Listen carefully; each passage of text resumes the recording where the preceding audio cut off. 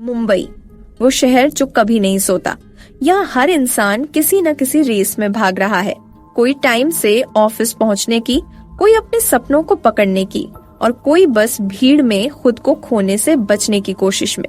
इसी मुंबई की एक सुबह 5 बज रहे थे। सी फेस के पास बने एक छोटे से ग्रीन पार्क में हल्की हल्की ठंडी हवा बह रही थी। आसमान में हल्के नारंगी रंग की परतें फैली थीं और सड़कों पर बस कुछ गिने चुने जॉगर्स थे।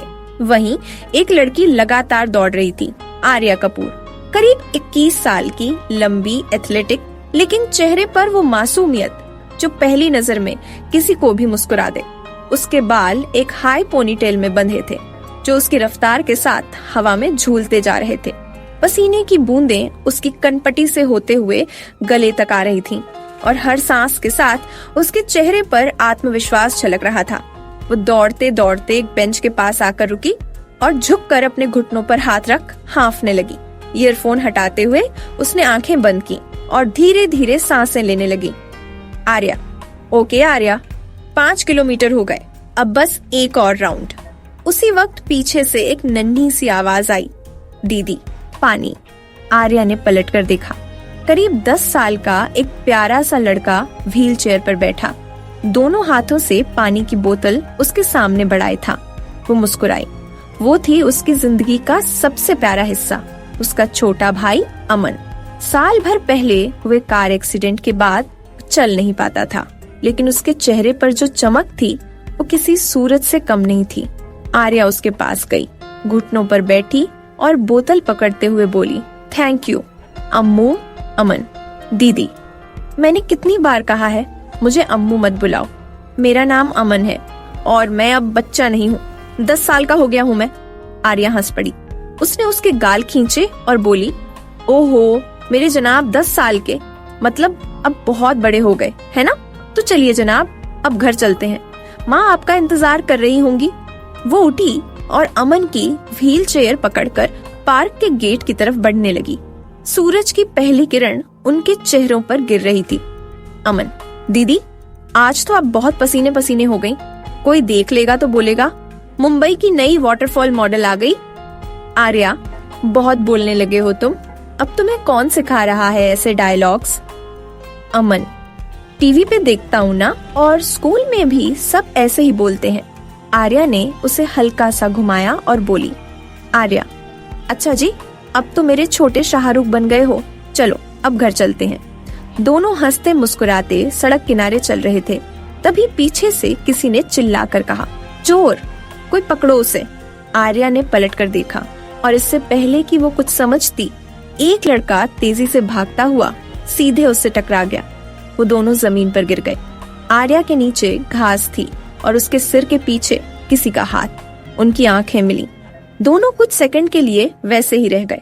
वो लड़का गहरे नीले टी शर्ट में, बाल बिखरे हुए, आंखों में कुछ अजीब सा चमक, जैसे शरारत और मासूमियत दोनों साथ हों। आर्या की सांसें थम गईं।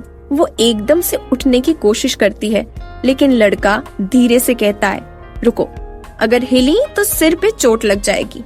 आर्या की आंखें चौड़ी हो जाती हैं। क्या? उसी वक्त फिर आवाज आती है, वो रहा चोर, भाग मत, रुक जा।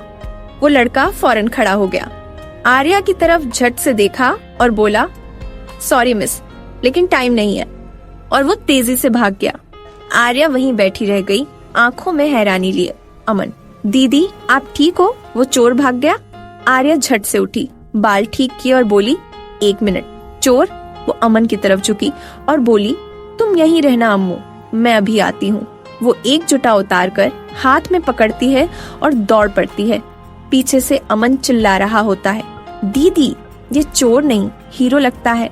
आर्या ने सुन भी लिया था, लेकिन अब वो पूरी मुंबई को हिला देने वाले मूड में थी। आर्या, रुक जाओ, सुन रहे हो तुम, चोर कहीं के, अभी बताती हूँ मैं। वो लड़का मुड़ा, उसे देख उसकी आंखें चौड़ी हुई। हे भगवान, अब ये भी पीछे लग गई। आर्या ने चप्पल फेंकी, सीधा उसकी पीठ पर जा लगी।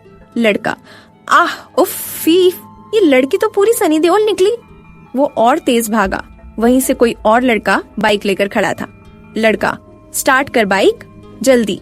बाइक वाला, फिर फंस गया ना तू, अब की बार पुलिस में तेरी फोटो छपेगी। चुप कर और भागा। उसने उसके सिर पर टप्पली मारी और दोनों बाइक पर बैठकर निकल गए। आर्या हांफते हुए वहीं रुक गई। उसने एक नजर उनकी बाइक के नंबर पर डाली और बोली, MH तो XX 427, याद रह जाएगा मुझे। कुछ पल बाद अमन भी अपने इलेक्ट्रिक व्हील चेयर के साथ वहाँ पहुँच गया। अमन, दीदी वो भाग गया। आर्या, भागा तो है, लेकिन कब तक? वो एक आदमी के पास जाती है जो हांफता हुआ कहता है, अरे बिटिया छोड़ो ना, छोटी मोटी चीज थी। आर्या, क्या मतलब छोड़ दूं? अभी पुलिस स्टेशन चलिए। आदमी, नहीं नहीं, रहने दीजिए, मैं चलता हूँ। क्या वो तेज कदमों के साथ चला गया। आर्या उसे जाते हुए देखती है और बड़बड़ाती है, मुंबई, वाह, स्वागत बहुत अजीब तरीके से किया है मेरा। अमन हल्का सा मुस्कुराया, दीदी पर मुझे नहीं लगता वो चोर था। आर्या, क्या मतलब? अमन, क्योंकि जब आप गिरी थी तब उन्होंने आपका सिर पकड़ लिया था ताकि आपको चोट न लगे, मैंने देखा था। आर्या चुप हो गई। एक पल को वो सोच में डूब गई, फिर बोली, चलो अब इन बातों में दिमाग नहीं लगाते। कुछ देर बाद कॉलोनी की तीसरी मंजिल पर आर्या और अमन का छोटा सा लेकिन खूबसूरत फ्लैट था। जैसे ही दोनों अंदर आए, अंदर से गाने की तेज आवाज गूंजी, पिया तू अब तो आजा। आर्या और अमन दोनों ने कान बंद कर लिए। दोनों साथ में चिल्लाए, दादी। इतने में किचन से एक सलीकेदार महिला निकली, सीमा कपूर, आर्या की माँ। हाथ में नाश्ते की प्लेट, चेहरे पर सादगी और आंखों में प्यार, लेकिन थकावट भी साफ झलक रही थी। सीमा, आ गए तुम दोनों? भाग दौड़ खत्म हुई। आर्या ने देखा कि माँ की आंखें थोड़ी लाल थीं। वो उनके पास गई, पीछे से गले लगाई। रो रही थी आप? सीमा ने उसके सिर पर हल्की सी टप्पली मारी, धट, मैं क्यों रोऊंगी, जाओ फ्रेश हो जाओ, और हाँ, अपनी दादी को चुप करा दो, एक तुम ही हो जो उन्हें चुप करा सकती हो। आर्या ने सिर हिलाया और मन ही मन कहा, माँ बाहर से जितनी मजबूत दिखती हैं, अंदर से उतनी टूटी हुई हैं। पापा के गुजरने के बाद सब कुछ बदल गया था। शिमला से मुंबई तक का सफर आसान नहीं था। मकान बेचना पड़ा, यादें पीछे छोड़नी पड़ी। सीमा ने स्कूल में नौकरी पकड़ी और जिंदगी फिर से शुरू की। आर्या गहरी सांस लेकर दादी के कमरे की ओर बढ़ी। दरवाजा खोला, वहाँ दृश्य देखकर उसका सिर पकड़ लिया। दादी शर्मीली कपूर और पड़ोस की दादी उर्मिला जी दोनों जमीन पर कारपेट बिछाकर बैठी थीं और जोर जोर से गा रही थीं, ये रातें, ये मौसम, नदी का किनारा। आर्या, हे भगवान, इन दोनों को कौन समझाए। वो गई और म्यूजिक सिस्टम बंद कर दिया। दोनों दादियाँ पलट कर देखने लगी। शर्मीली दादी, अरे आर्या, गाना क्यों बंद किया? अभी तो हाई नोट आने वाला था। आर्या, दादी, अगर आपने हाई नोट लगाया ना तो नीचे वाले पड़ोसी पुलिस को बुला लेंगे, उन्हें लगेगा फिर से कोई गैस पाइप फट गया है। उर्मिला दादी ने हंसते हुए कहा, अरे छोड़ो ना बेटा, जिंदगी में थोड़ा संगीत जरूरी है। आर्या, संगीत तो ठीक है। उर्मिला दादी, लेकिन ये जो आप दोनों बेसुरी जुगलबंदी करती है ना, उससे बिल्डिंग का कुत्ता भी रोने लगता है। शर्मीली दादी, देखा उर्मिला, इसने फिर हमें डांट दिया, पर मानो मेरी पोती का टैलेंट भी देखो, इसके गुस्से में भी एक्टिंग है, पूरा हीरोइन मटेरियल। आर्या दादी, प्लीज अब बंद कीजिए और ब्रेकफास्ट करने आइए। शर्मीली, तू पहले कोलाज की तैयारी कर, और वो लड़का जो कल दूध देने आया था बहुत अच्छा था, मुस्कुराता भी अच्छा था। आर्या दादी, आप दूध वाले पे भी रिसर्च करती हैं क्या? आर्या ने दोनों हाथ माथे पर रखकर गहरी सांस ली, मानो अंदर से कह रही हो, हे भगवान, धैर्य रखना है।